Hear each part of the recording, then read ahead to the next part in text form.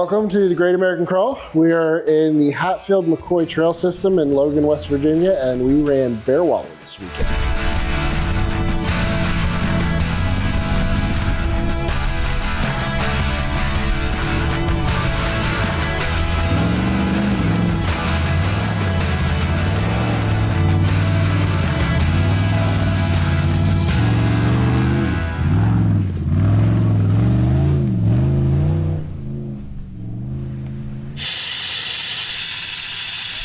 I definitely thought if a place requires us to have a helmet, it would be some pretty gnarly stuff.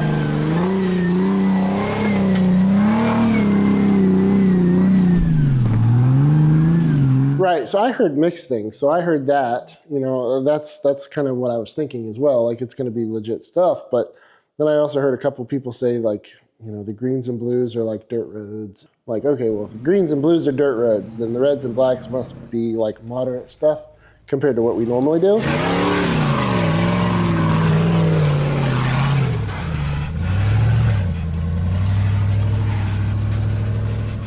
I mean, this place put up for sure.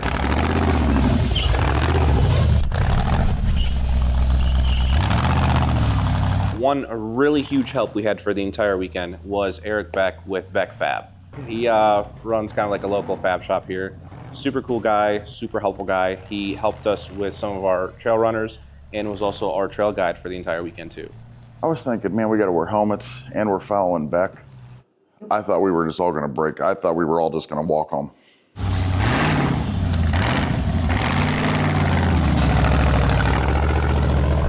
It's a little different from what I'm used to. It was dry, it was dusty. I really liked it. There was nothing too off the wall crazy. It was a good weekend.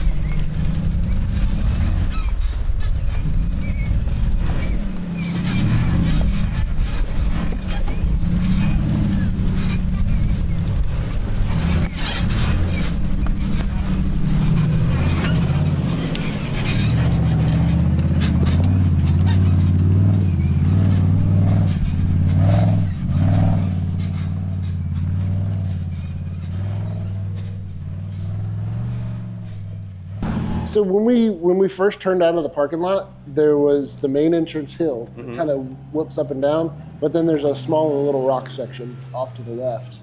And that was just kind of the entrance, and it was just a good little warm up just to see, what the rocks were like, what the traction was going to be.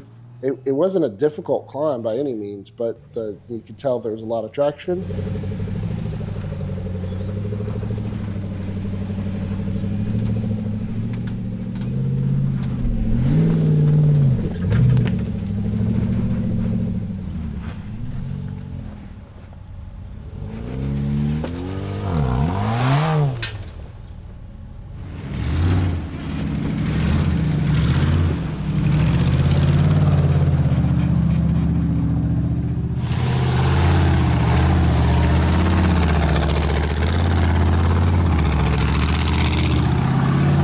Billy had a pretty cool little buggy, and he was right behind Eric, and we were booking it pretty good up that hill. The first real climb to the first trail we were going to, and out of nowhere he's got the rear steer on it, so he was in the middle of a turn and lost the belt, shaved about a half-inch section all the way off the belt, so it kind of threw him out, and he lost power, and he had to stop and pull over, and that kind of took him out for a while. No, I mean, he got pulled off to the side, and then we kind of all zoomed past him while some people went into town, got him a new belt, and then came back. And he actually joined right back in pretty much at the end of the second trail.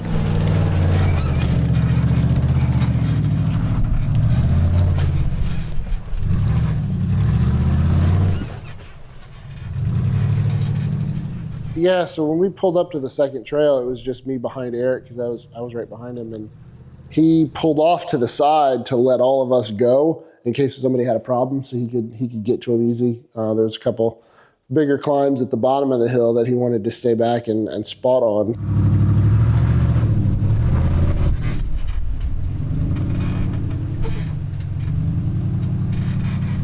Traction was great, despite there being some loose rock. There wasn't a whole lot of big rocks moving. It was all the loose, small stuff. So I was able to keep momentum and bombed right up it.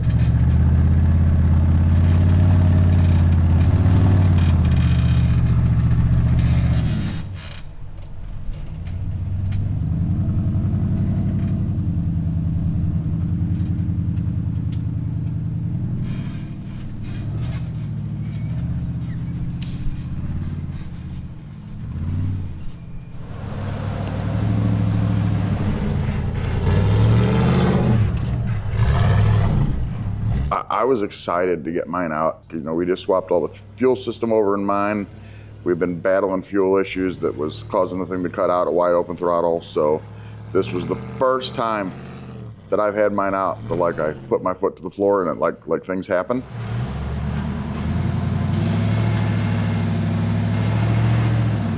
And it solved it. Everything's been working good all weekend long. I really liked it.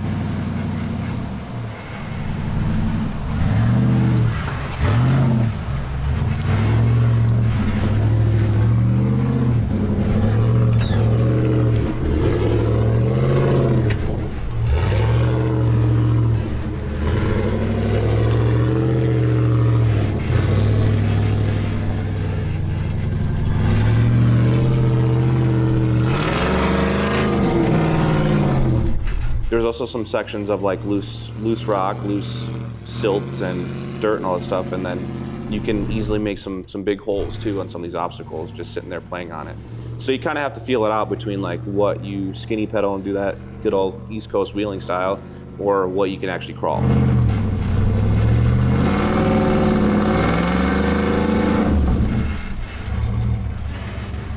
Luckily, we found out later it was just a loose connection on my S-Pod, but I was cruising along, you know, things are going good, and I look down and I'm looking at my trans temp, and I'm like, yeah, 160's fine. I'm like, oh, it's 260, that's a little warm. I didn't really get concerned. At 265, it starts like flashing, like, no, stupid, stop. Oh, okay, yeah. Yeah, we're gonna let that cool off a little bit. That was one of the advantages I had, is I didn't have 46-inch holes dug. Yeah. You know? Yeah. That was kind of like, so being kind of mid-pack of that group, you see everyone else go through, dig it out. So after watching Andy struggle a little bit, I just decided to take the high road. I didn't expect you to take that line because it was so high. It was pretty off camber and like. So that was my whole goal. If I can kind of avoid being bellied out in between the two rocks, I was going to try and do it. So that's why I just went as high up left as I could to kind of avoid and put myself in the V or in the empty crevice there instead of being on top. Yeah, it worked. It worked just good. cruised right through. Also, being 2 feet long helps out a lot. So.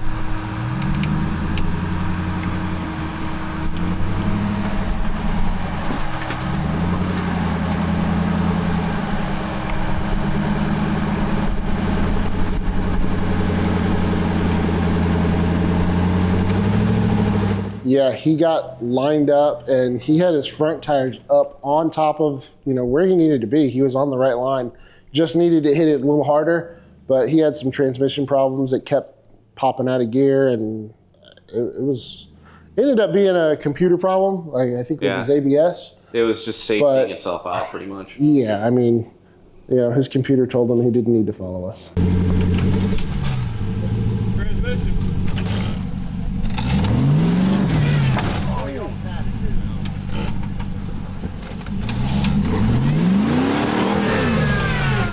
Yeah, he had to back off and unfortunately turn around and take it back to the parking lot to try to troubleshoot that.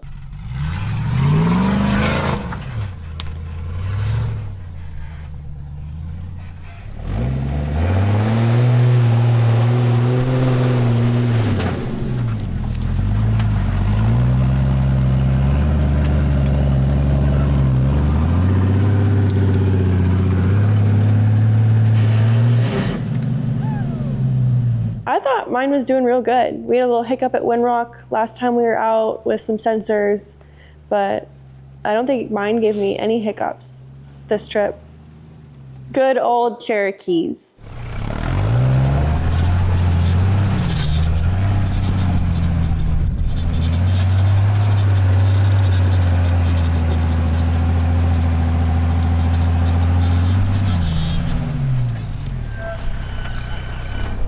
You love trees? Yeah, I love trees. As much as raisins? I love my raisins too.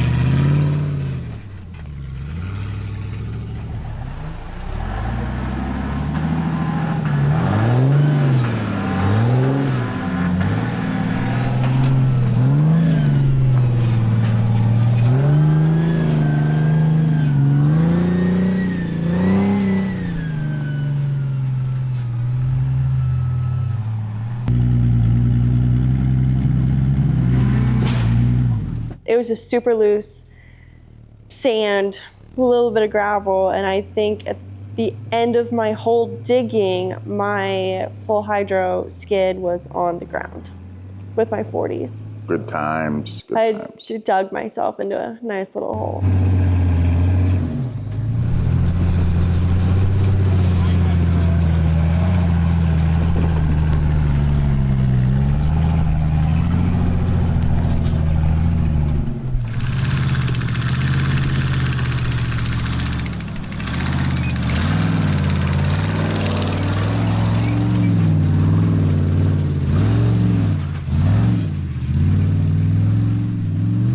Eric kind of zoomed back up with Billy and caught back up to our group at this time. This was also when Eric found out that his tack welds of his front carrier bearing support for his front drive shaft was still tacked in from earlier this year, even though he's been wheeling on it like that. So when those tack welds broke, we had to kind of pull out a welder and fix it up a little bit.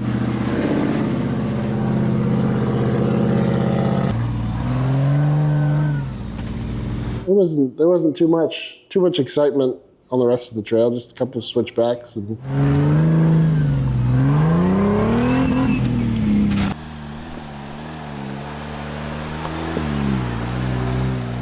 So this trail system, I was talking to some of the guys, you know, it was originally intended for side-by-sides and dirt bikes.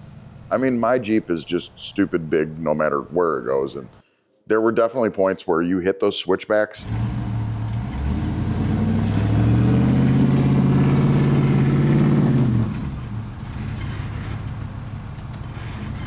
I mean, and I couldn't do front digs because they were usually coming out of a hill. So if I was trying to do a dig, I just wasn't going anywhere at all. So there was multiple 47-point turnabouts.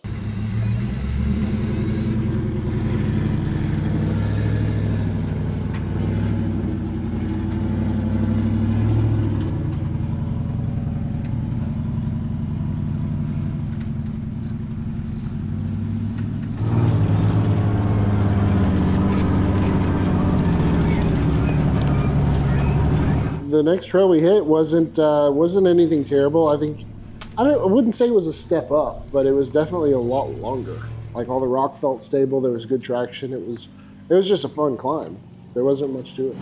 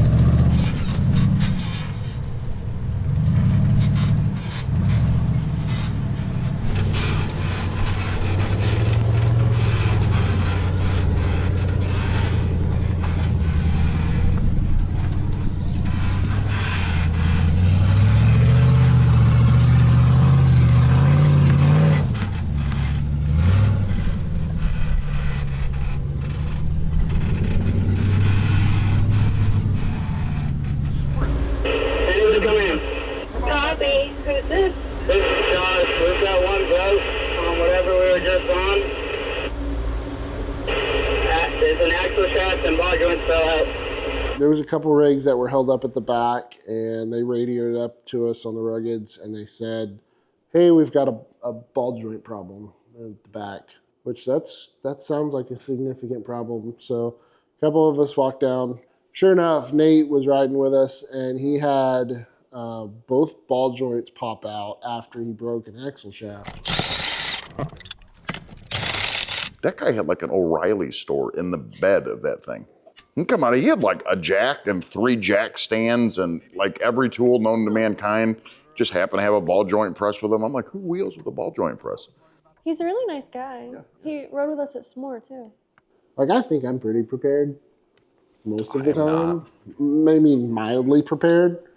This dude was like, he was ready to work on that. He was ready to replace the ball joints out there. He had a press. He had a floor jack stand. He had everything he needed, and he busted butt. He knocked it out. Like, I've never done ball joints on anything. Wow. Took the entire knuckle, the hub, everything apart. Took the stub shaft out. Repressed in his ball joints that were probably going to need replaced after that. Repressed them in and reassembled everything, and all in the dirt there. And he got him off the trail. Yeah, backed him back down and then met up with the rest of the group and took the dirt roads back to the parking lot.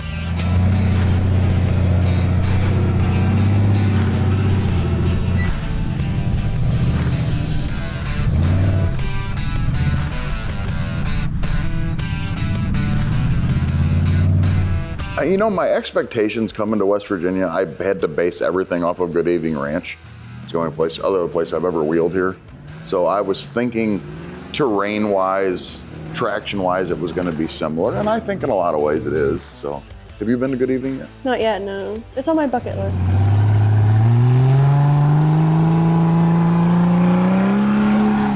It was just enough, and it wasn't anything too crazy, and it was a good time. I really like slow, I like technical, and this has knocked it out of the park for me. Dirty, dusty, fun. It was pretty dusty. The end of that first day got really bad. I was really impressed. You know, I had mixed opinions coming into this place, but I really enjoyed this place. You know, I thought traction was great. It had a bunch of, it had some diverse obstacles, and you know, I liked it. I thought it was a great time too. Like, same as you had. You have good traction, some sections, some not good traction. It's fun little sandy areas here and there. Like, yeah. Good first day overall.